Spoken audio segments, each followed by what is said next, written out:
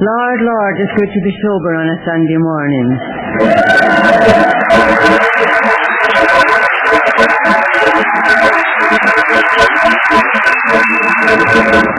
My name is Mary and I am an alcoholic. And I'm the only one here who doesn't have an accent.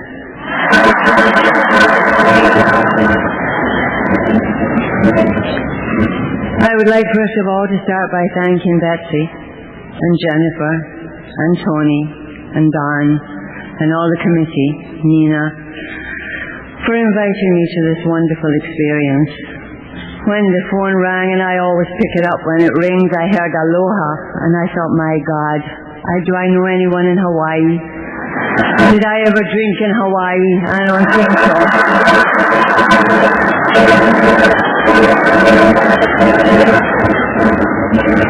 And then my wonderful host and hostess, John and Jane, picked me up at the airport with a big sign, Aloha Mari and Alay. And you know, what did I do to deserve all this? All I did was drink and lose everything of value in my life. But I truly believe that what Alcoholics Anonymous has given me is the opportunity to have a meaningful life and to give back something of this miracle that was given to me. I am a very grateful alcoholic.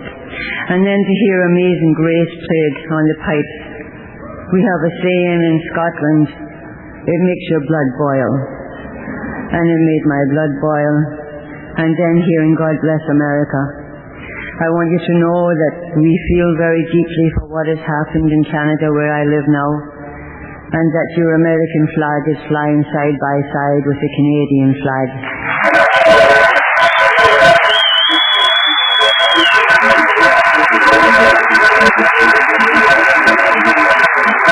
And I know back home in my country that the support is with you all. You see, I feel that Alcoholics Anonymous could only ever have begun in the United States of America. I truly believe that. I believe it because only there could a God of your own understanding have been accepted. It is an amazing thing to me that in 1935, two people came together, two men who were both from Vermont, yet had never known each other. That is some kind of miracle. You know, in Toronto in 2005, Canada is hosting the World Conference.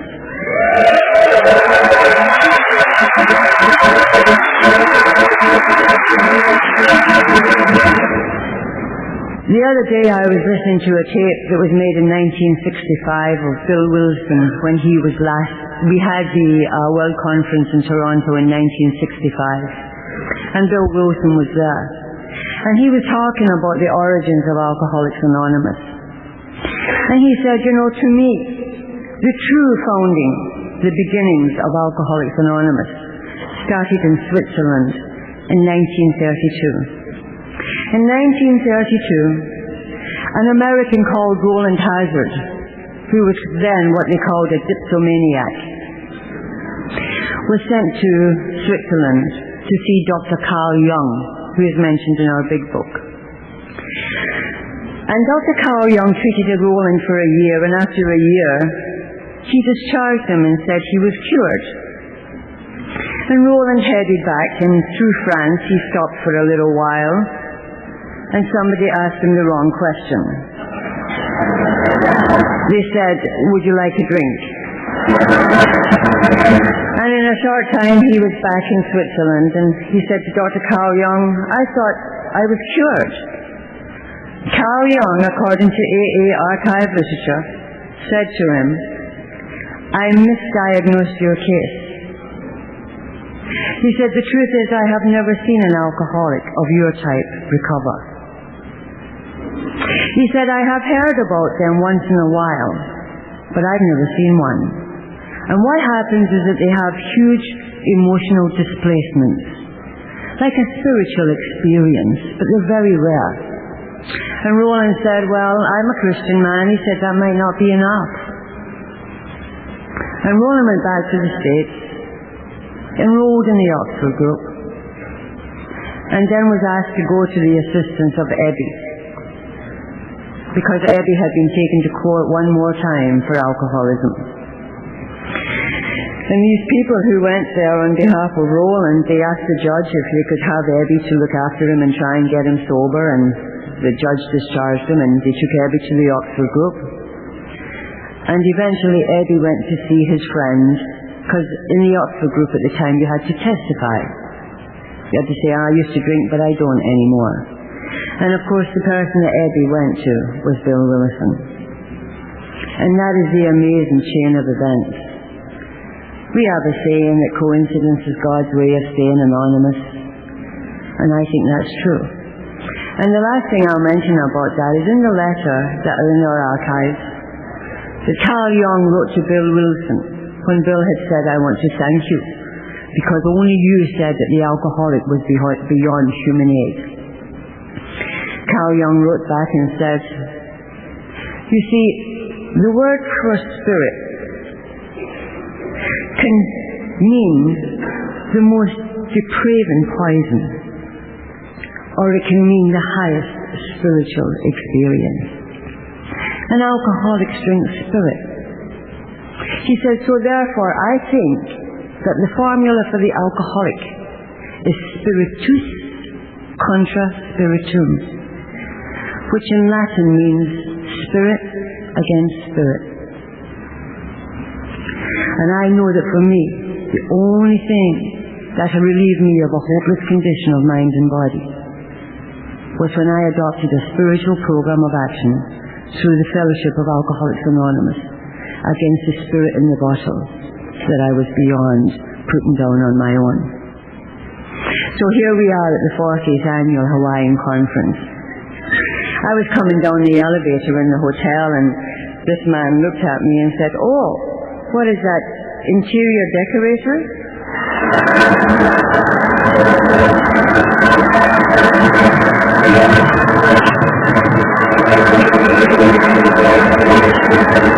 Of course, I didn't know what he meant.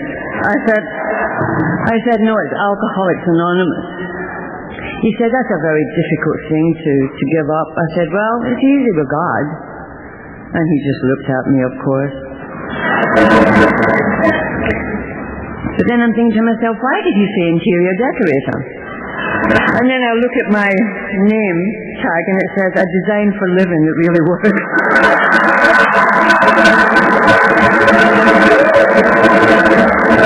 So I guess Alcoholics Anonymous is an interior decorator.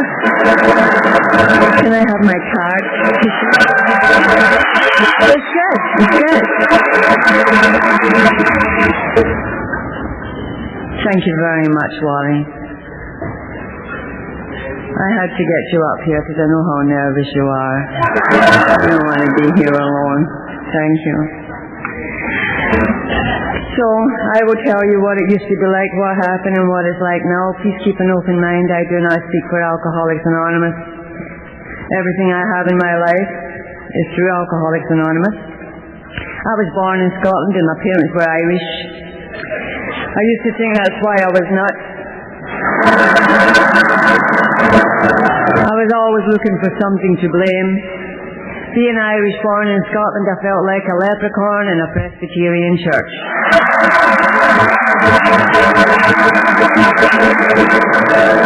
I was always looking for magic and there wasn't any.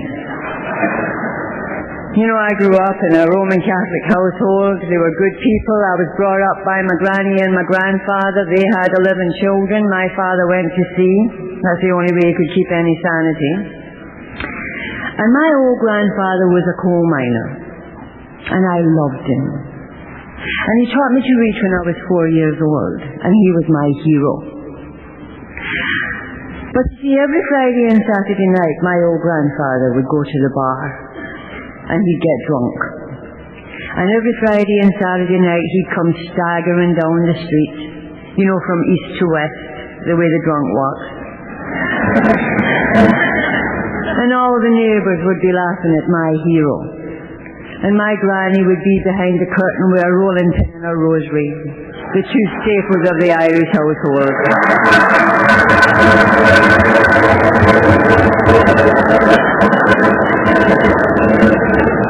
And every Saturday when my old grandfather and me were walking up to church, he'd say to me, "I won't do it again, Princess. I won't do it again."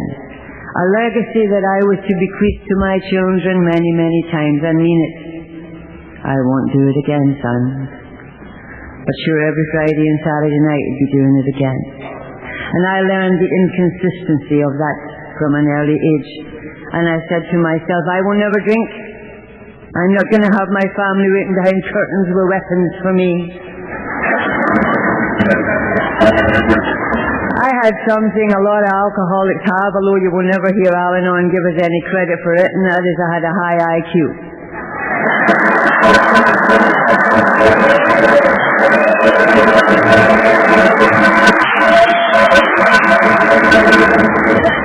And the only thing a high IQ has enabled me to do is I've never completed anything I've ever started.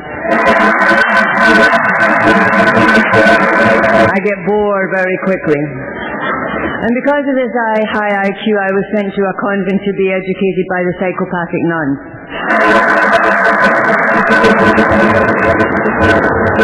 Because I was always looking for something to blame, I blamed the nuns. But of course they were trying to teach me to have character, and I didn't know that till I came to AA. I mean, I was always a character, but I never had any. And by the time I was 13, I was a rebel. You see, I don't know if you know anything about Glasgow, Scotland, but if you're Irish, you're a second-class citizen.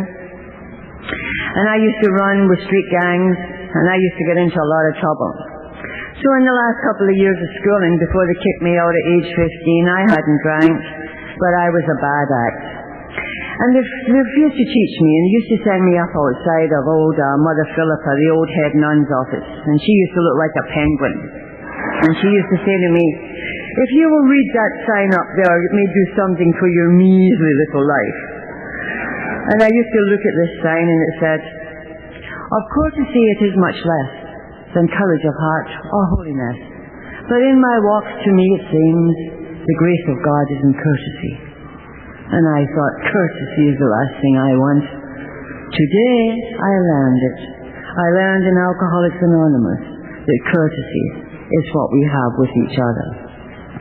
When they kicked me out of school, I got into a lot of trouble, and then I decided that one day I was going to clean up my act, and I hadn't had a drink yet. I went into nursing, I got bored, and then I went down to London, England. I went to London, England with the wrong idea. At those times, I thought, well, the English have destroyed the Irish and the Scots, and I'm going to go down there to Sassenach land and have them teach me how to be a lady. And I went down and I joined British Airways when I was 21. They taught me how to walk, how to talk, how to say yes, no, thank you, ma'am, how to use my knife and fork from the outside.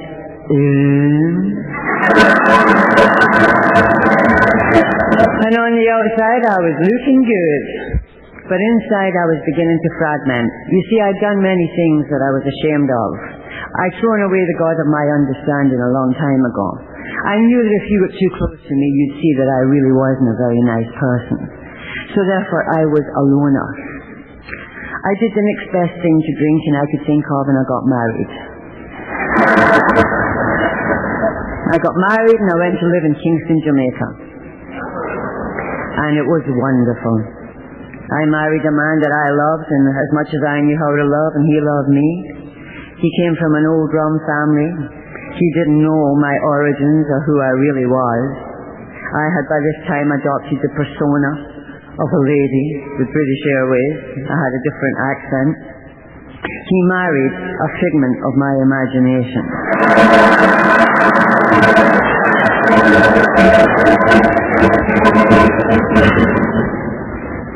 And Jamaica was wonderful, and just after a year or so my first child was born, and my God, I loved that little boy with every fibre of my being.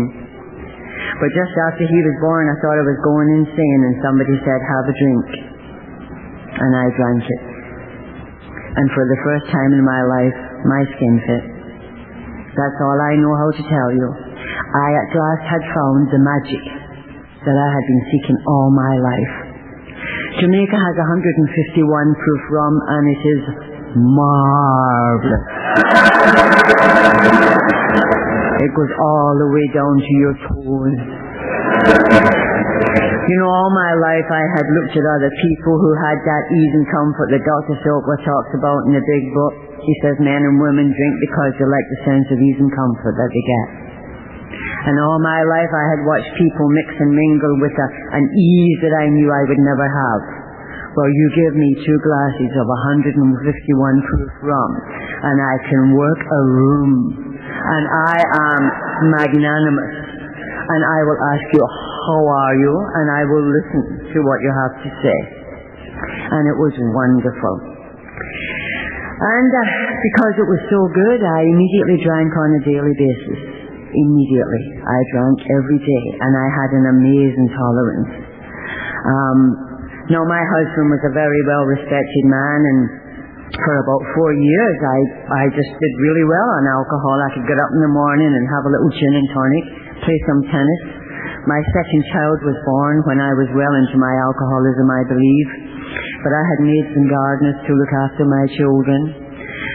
And my husband being so respected, I could go anywhere I wanted on the island.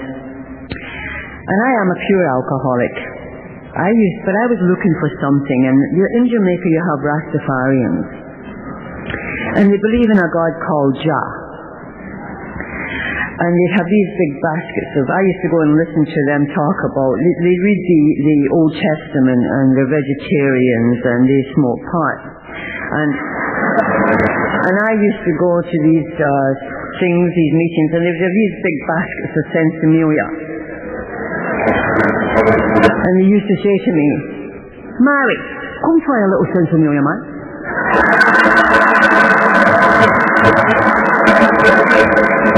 Look how the liquor is making your eyes red.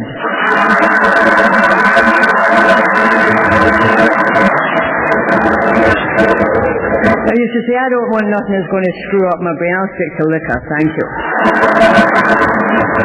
And I did. But you know, way back then I saw the difference. I didn't know what I was looking at. But I saw the difference, really, between an alcoholic and a drug addict. I'm not talking a Jill addict. I'm talking an alcoholic and a drug addict. I used to look at them and they would have this big spliff and it was so big you couldn't see their face, you know. And they used to go, I just want to mellow out, man.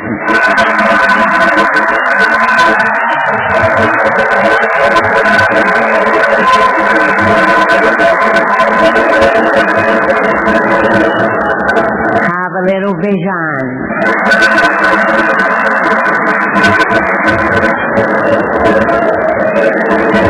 And they'd lie down and meditate. That's not me. When I drink, I want action. I want justice.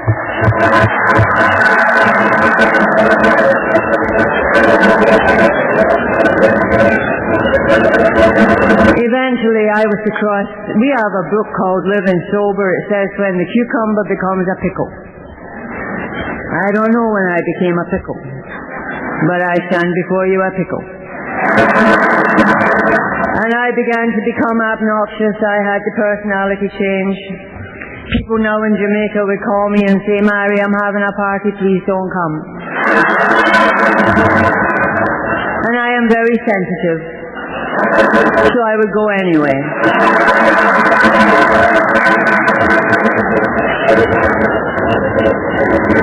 And now I have, of course, now I have 2 drinks and I lose it and I become the Glasgow street fighter that I always was.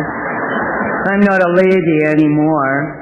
And my husband said, what is wrong with you? What's happened to you? You have a drink and you change.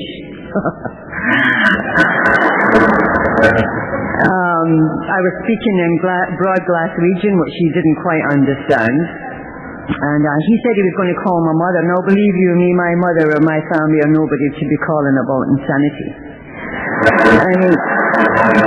I mean, we have a very private kind of insanity. It doesn't hurt anybody, but it's in family, if you know what I mean. For example, I have an aunt, and she can be sitting having a cup of tea.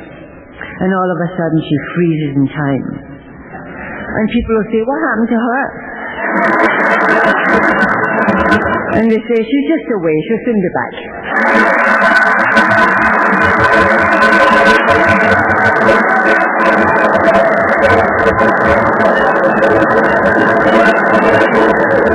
They're dotted around my landscape, you know. So anyway, he couldn't get any help, and what happened to me is eventually I became obnoxious, I became arrogant, and I decided I was going to leave the island, divorce my husband, and take my children. Because you see, the constant in my heart and soul was always a great love for my little boys. But I am an alcoholic, and I couldn't always act the way I wanted to act. I went back. There was a singer used to live across the road from me when I lived on Hope Road in Kingston, and his name was Bob Marley. Bob had bought a big, or rather been given this beautiful big palatial mansion. And he used to say, you're running and you're running and you're running away, but you can't run away from yourself. And many years later I was to see in our literature what it said. We keep changing people, places and things, but we never think about changing ourselves. It says in the big book, self-manifested in various forms is the root of our problem. No matter where I go, I take myself along. Anyway, I got back to Scotland and they told me about my drinking, and I thought, I got to get out of here. And a man called me that I had known. He said, let's get married. I'm a Canadian citizen. I thought, what a good idea. You see, I love getting married, but I have no follow-through. But I love getting married. Not anymore, thank God. So this man and I got married. I took my little boys and I ended up in Calgary, Alberta. And when I landed in Calgary, Alberta, it was -40. And I realized I had made a bad decision. You got to drink a lot of rum in Calgary, Alberta. And by this time I wake up in the morning and I'm shaking so bad I can't lift up my drink, and because I am a bright bunny I realize I have a serious Valium deficiency.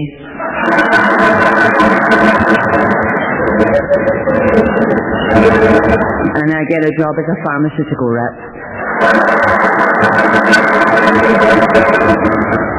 And I'm a blackout drinker on the road. And don't ever say God can't drive, because God drove me around the prairies. I used to have blackouts and I'd leave one area and not remember the next one, and thank God I never killed anybody. Now the man I had married, my second husband, he was a born-again Christian. He was a good man. He knew I needed some kind of a spiritual help.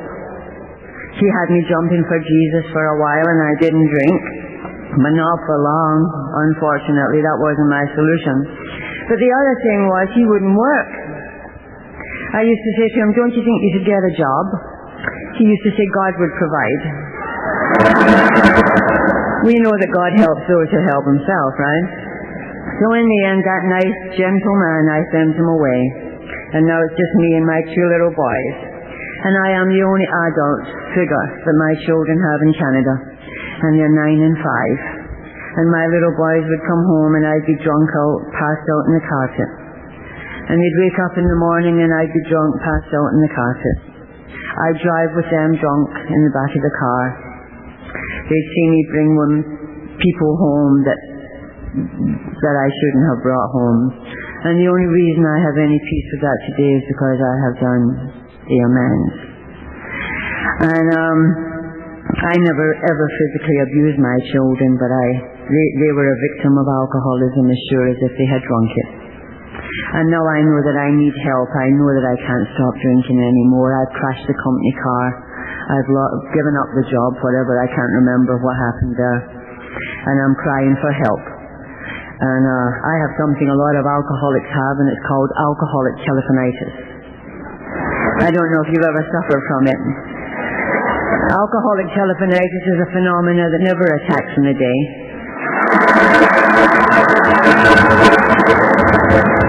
Alcoholic telephonitis usually approaches around midnight. When you're sitting alone with your jug and you want to call somebody and tell them how you've been screwed by the world. But you don't want to call anybody nearby because they might come. So what you do is you call other countries. You forget there's a time change. When you wake them up and they say hello, you pass out. I have these two old aunts, my mother's sisters. They're virgin aunts. They're warriors. And they're good people. And they came to Calgary, Alberta from Scotland and told me I had early menopause and put me in detox. And that's called Irish rationalization. Now, when I was in detox, something wonderful happened to me. You see, I didn't know what was wrong with me. I'd never heard about alcoholism. Back home they just called them drunk. I'd never heard about Alcoholics Anonymous. I just thought I was a crazy Irish person. CIA, Catholic Irish Alcoholics, I didn't think. And what happened when I was in detox is it was just me and 5 native Canadians. And they would hold my soup to me and my coffee to me when I was shaking too much to hold it by myself. They told me that they were in to dry out for the summer. They told me that they drank because their spirit was broken. And I thought about that. And I thought, I'm a bad act, but there's something that has been decent inside of me. There is something maybe a God of God, but it's broken. And maybe it can never heal. So when I got out of there, I decided my family went back to Scotland, and I decided I was going to go back to the Caribbean. 10 days I was without liquor and I started drinking again. I thought if I went back to the Caribbean, I will have things the way they used to be. I always wanted to get back to where it used to be, where I could drink and get that warm, wonderful feeling. But it's gone forever, except I didn't know that. And I took my children back to the Caribbean. And I thought this time it's going to be different. This time. And their father asked me, he was remarried, he asked me if he could have my children for a week. And they were gone for 13 years. And Alcoholics Anonymous hasn't healed the crack in my heart. And my God hasn't healed the crack in my heart. But if there's anyone here who I can ever help so that you do not lose any years of your precious children's life, then that's why I'm here. I had my first, yes.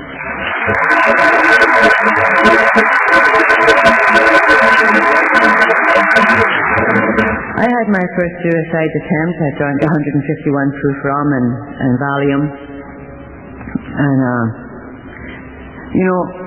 they say in Jamaica, you're hard to dead. Alcoholics are hard to dead. We do not die easy. I have people in Toronto, they come and they say, Mary, I know if I drink again I'd be dead. I say, you wish. You wish. Some of us live forever drinking. I think that what it talks about when it's in the big book, when it says we will die if we drink again, it means that we will become the living dead, where we walk around but we have no spirit. They found me, they pumped out my stomach. Psychiatrist came to me the next day and told me something that was very observant, it was intellectually correct, and it was definitely relevant to my condition. The psychiatrist said to me, you mustn't do that anymore. My worst remembered when is coming out of an old rundown hotel in Kingston with my escort of the night before. If there's anybody here who was a tourist in Jamaica in 1980, I'd like to make amends.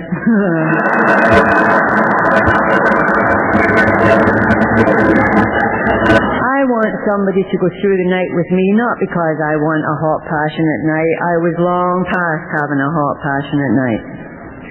I wanted somebody like me to go through the night drinking with me, because when he's like me, alcoholic like me, we drink and things become possible. But for a non-alcoholic, they look despairing. And him and me will have a few drinks and we both look real good.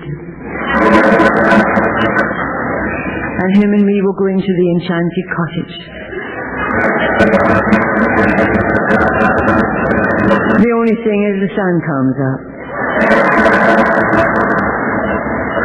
And then there's the shame and the loneliness and the degradation.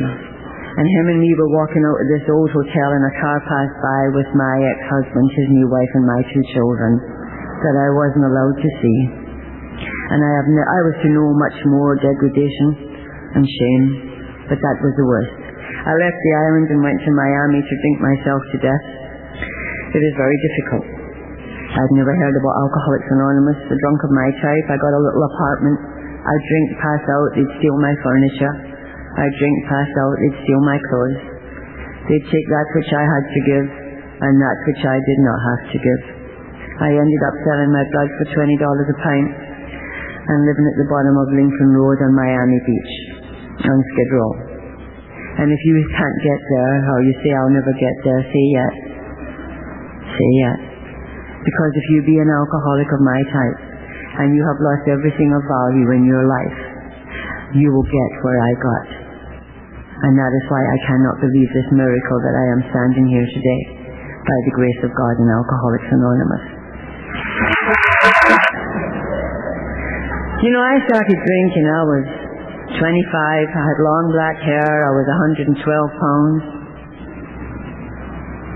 I now have white matted hair, I'm about 160 pounds.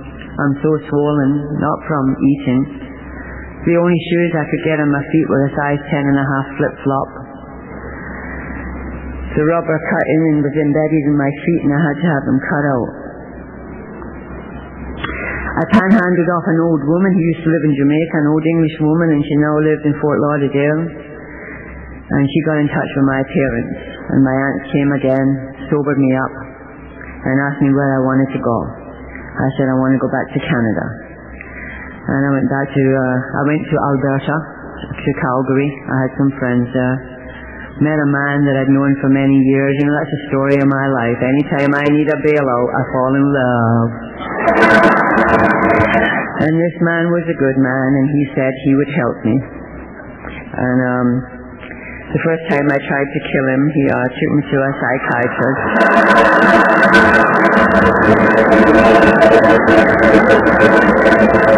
And the second time I attacked him with a knife, he took me to the mental institution. And I used to love being in the mental institutions. I loved it. I love being institutionalized. They give me all these wonderful pills, and I can sleep 22 hours a day. And they just wake me up for meals. And you know the alcoholics in the mental institutions and the psychiatric wards, we all have 3 packs of cigarettes, paper slippers, and we're so zonked that we can't walk straight. And the only excitement is when you drop your lighted cigarette on your paper slippers. And you're too zonked to do anything.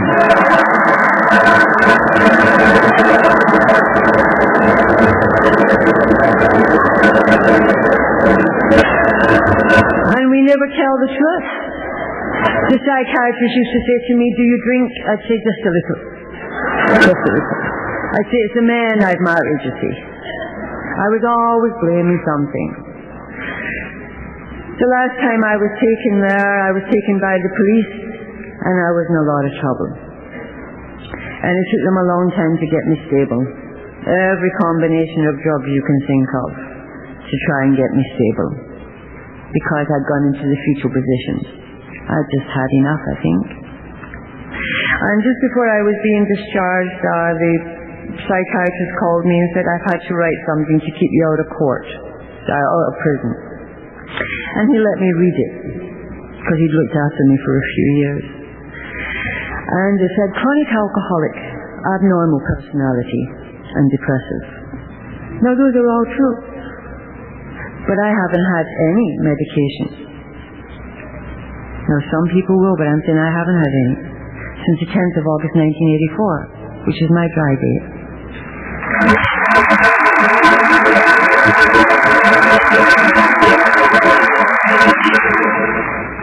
The prosecuting attorney wanted to put me away, and the defense said, Your Honor, this woman has suffered tragic social circumstances, And that about summed up my life. I was a tragic social circumstance. Now, they had taken me to some AA meetings, but I was too zonked out in pills when I was in the hospitals to understand. And one night I was sitting and I was drinking myself sober. It's a terrible place to be. And I picked up the phone and I phoned AA. And a man called Stan C. with 29 years sobriety came in Edmonton, Alberta. I saw Jack here. Are you there, Jack? Jack helped me so much. He came up and said hi. He was there in the beginning for me. Amazing. Stan said to me something that nobody had ever said before. He said, I think you're one of us. And I said to him, I know I'm an alky, Stan, but I'm also nuts. I got a psychiatric report that says I'm nuts. He says, Mary, the 12 steps of Alcoholics Anonymous is like 12 adjustable wrenches if for any nut that comes through the door.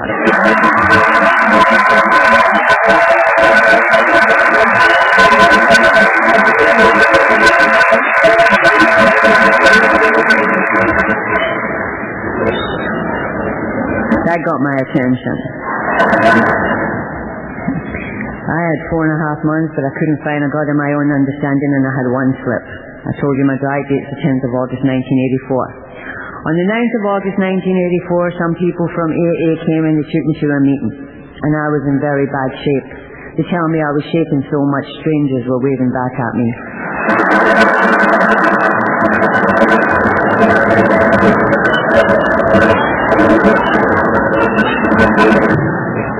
That night, a little gal called Linda spent the night with me. And the next day she said, I'm going to leave, you know, because you're a loser. And I only stick with winners in Alcoholics Anonymous. But before I go, I'm going to ask you to kneel down and say the 3rd step prayer. I said, so I don't kneel for nothing. And then something said, think of your children's eyes. I knelt down, I held her hands, and I repeated the 3rd step prayer after her. And from that moment to this, I have had no desire for a drink.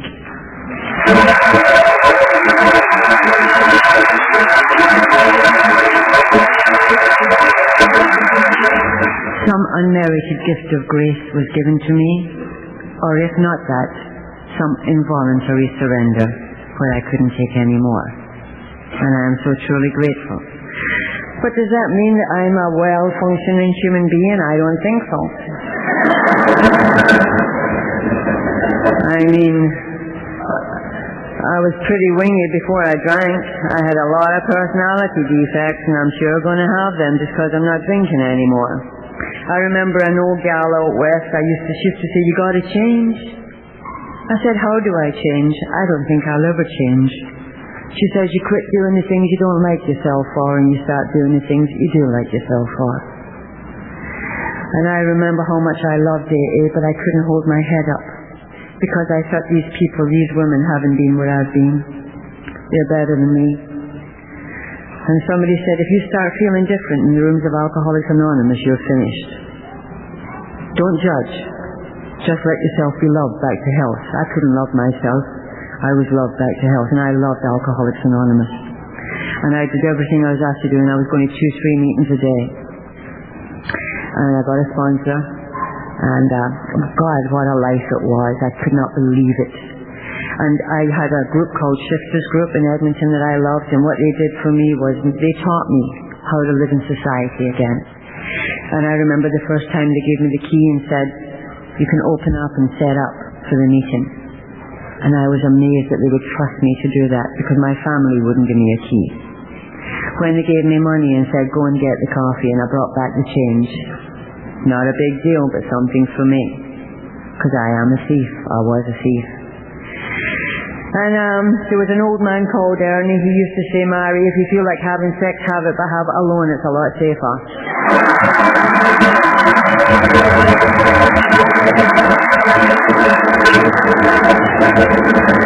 He says, we usually say no relationships for a year, but for you it's 2, because you have a propensity for getting married. He said, I'm talking about a real relationship. So I listened to what Ernie was saying mostly, and my higher power was Bill Wilson when I came in, because I couldn't get a God of my understanding. I couldn't get back the God of my childhood, and I wanted the main man that wrote the book. And it worked for a little while, but then they said to me, Mary, this book is about finding God. And the messenger comes in various shapes and sizes. One day I was down at the Alano Club in Edmonton and I heard this old gal, and she was the most spiritual woman I'd ever heard. Except she was saying things like, as a drunken woman, I never went to bed with an ugly man, but I sure woke up with a few.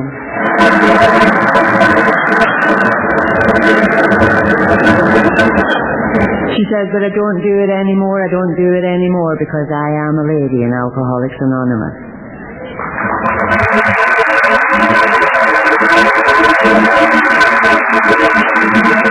And I went up to her afterwards and I said, who is this God you have? I'm looking for a God. She says, Mary, my God's called Harold. I said, Harold? I was expecting something like Zeus. She says, well, you know that prayer, Our Father who art in heaven, hallowed be thy name.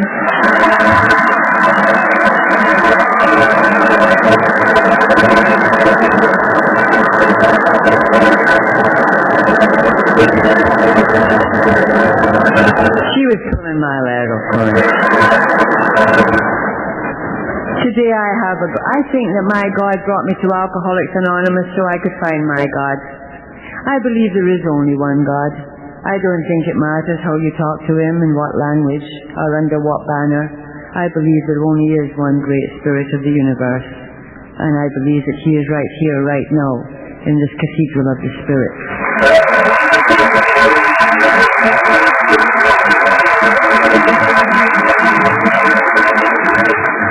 When I was about a year sober, I got a message saying my eldest boy would be going to school in Toronto, Canada. I called Intergroup. I had some AA people meet me. They drove me to the YWCA and I moved to Toronto just before my 1-year medallion.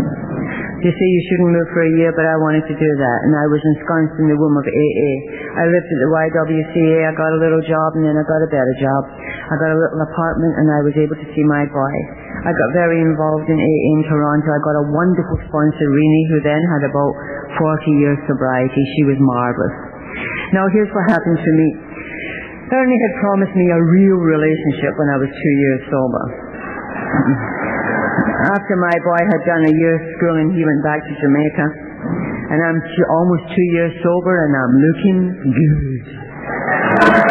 And I go to my Sunday morning AA meeting and I look down the table and I see him. And I just know that God has sent me my reward. And he's looking back at me with those AA eyes. You think you like in the eyes of the people is spirituality, but sometimes it's psychosis.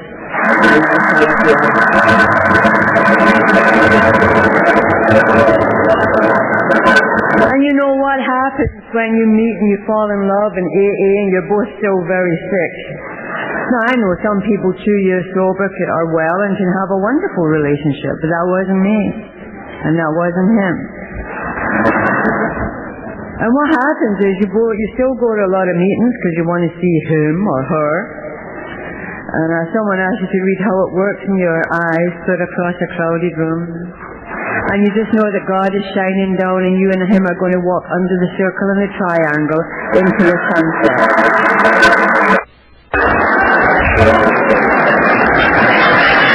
And when you go to these meetings, you have on your peacock feathers. And you strut your stuff. My sponsor says, don't get married because you're an emotional retard.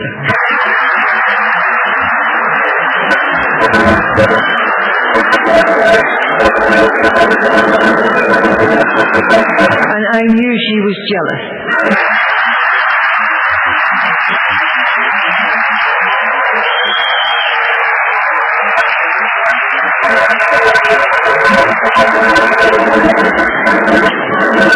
So John and I eloped.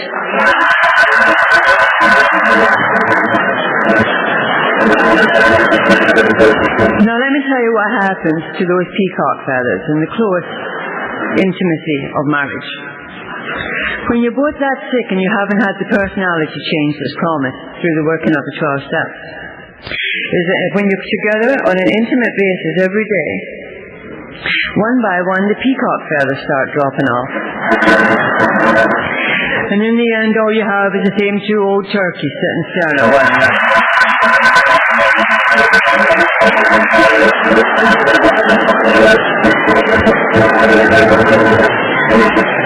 I loved John and John loved me, but we just couldn't live together. Oh, Darren called me from Edmonton and said, I hear you're in a lot of trouble. I think you should go back to the Y. It was very difficult to go back to the YWCA when you're 5 years sober. It's not easy. I walked out in that home and left everything because I was afraid. I didn't want to drink, but it was very emotional. And when I went to the Y, I knelt down outside and I said, show me the way, God. I said the third step prayer, and I said, I don't know what's good for me, God. You do. Show me the way. And I got a little job, and again I got a better job, and I got a better job. I moved out the YWCA, I got a little apartment. And then I got a call from Jamaica to say my two boys were acting up and had gone to live with their old grandmother. And I went to my sponsor. I said, Rini, I'm going to go back to Jamaica. She said, go and make amends to the islands.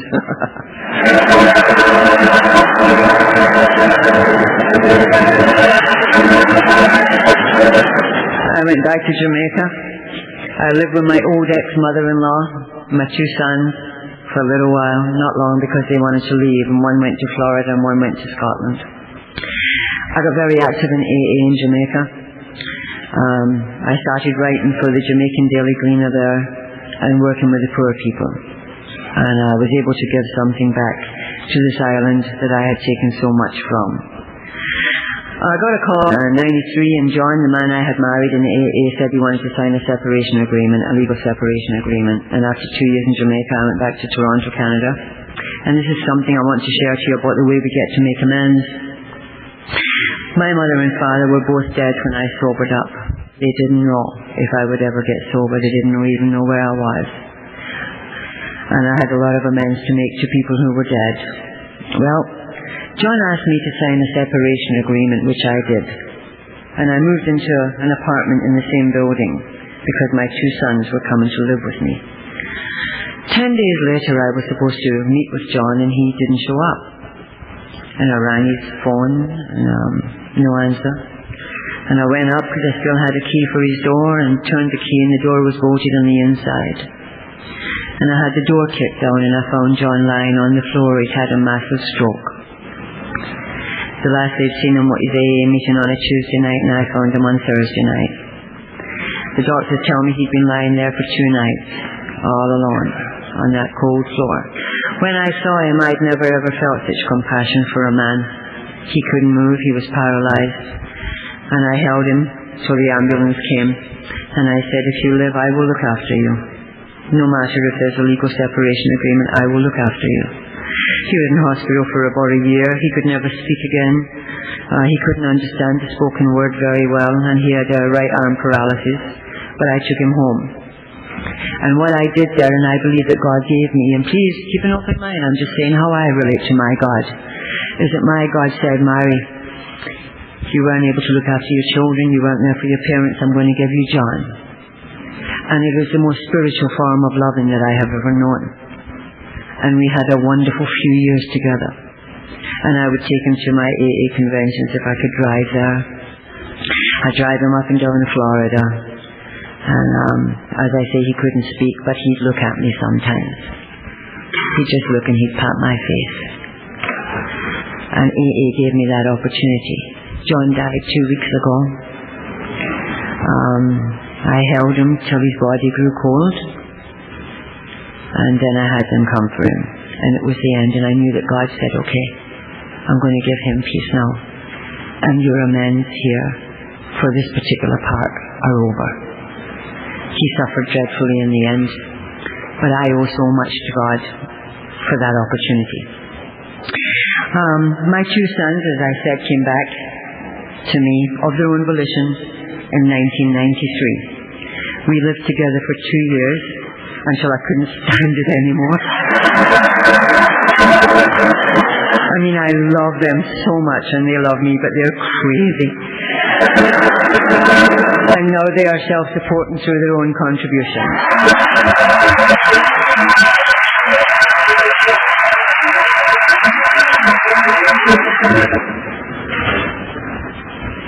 3 years ago, my eldest son got married out in British Columbia. And I flew out there, and his father flew up from Jamaica.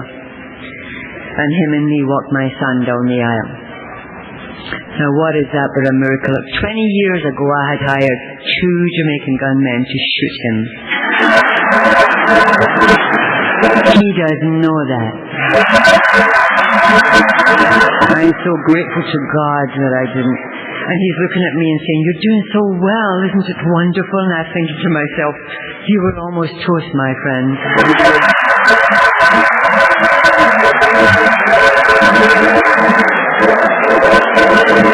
Thank you, God.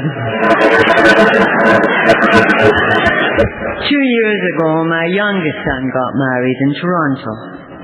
My son, who was born in Jamaica, got married in a kilt in a Ukrainian Orthodox church. That's my boy.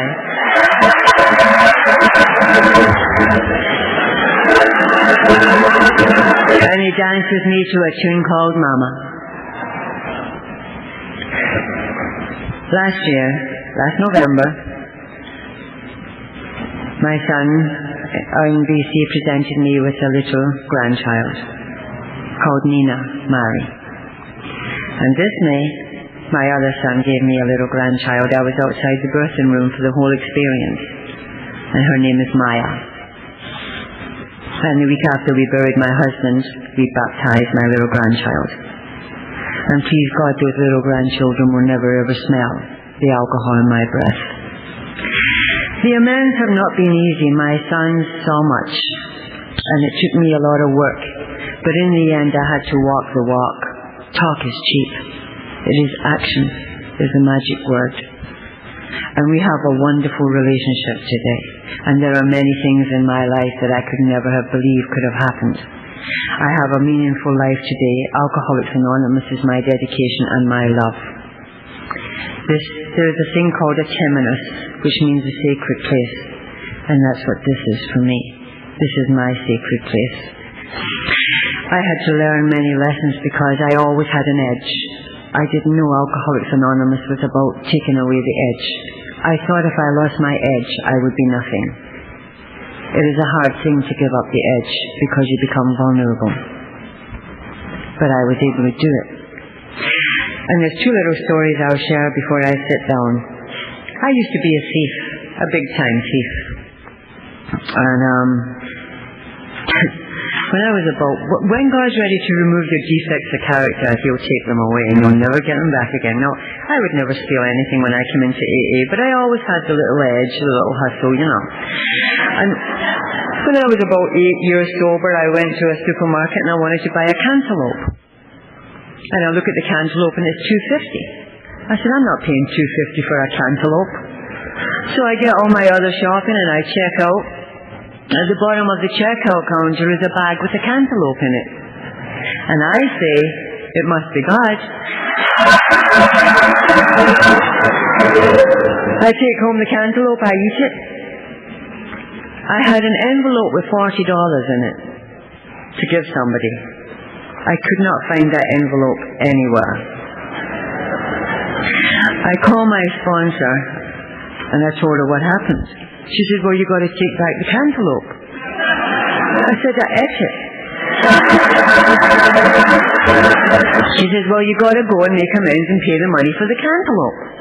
So I go back to the supermarket. Well, I mean, like I told you, I was a big-time thief and I have 2 sleepless nights over a cantaloupe. I go back to the supermarket. I always lie when I'm trying to be honest. And I spoke to the produce manager. I said, I inadvertently took a cantaloupe. She says, well, do you have it? I said, I ate it.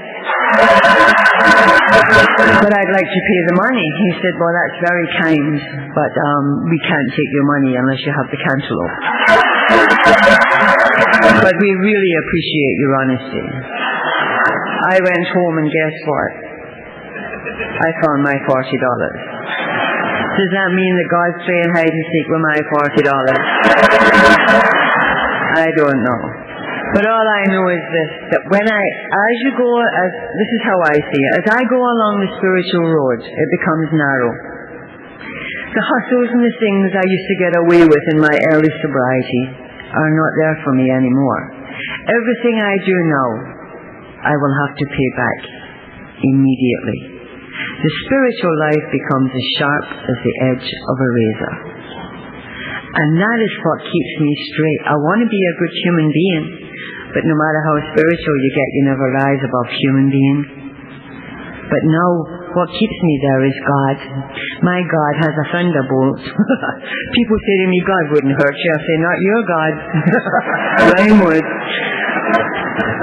And the other little thing is this miracle of Alcoholics Anonymous and what it's all about and what. A couple of years ago I was watching this show, I think it was CNN, and these two men came out, doctors, and they said, we are going to penetrate the alcoholic mind. And I'm sitting there saying, don't go unless you have to. It's scary stuff. So they were going to do all these tests on alcoholics, the controlled drinking studies. Oh God, what that must be like, can you imagine? Think about it, a controlled drinking study. And then they were getting alcoholic cadavers and cutting them up and looking at them and all kind of things. So they kind of fast forwarded. And now these doctors are going to give their findings. And their first finding was that the alcoholic brain is structurally different to the normal brain. No kidding. If they drank what we drank, their brain would be structurally different.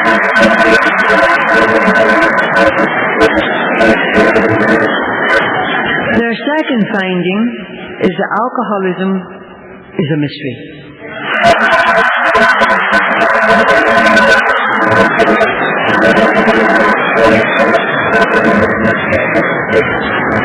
Bill Wilson said once that Alcoholics Anonymous is a program of utter simplicity encased in a mystery.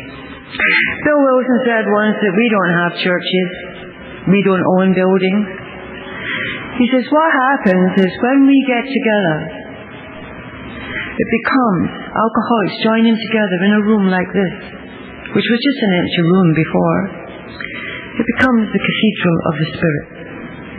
And the floor becomes paved by the 12 steps, and the walls become enclosed by the 12 traditions, and the spiral is the hand of service reaching towards God. This is the cathedral of the Spirit. We are the most fortunate people in the world. I owe my life to Bill and Bob, and to the people who came in the early days before the traditions, who died to give us what we have here. I am so very fortunate, because without Alcoholics Anonymous, I am truly nothing.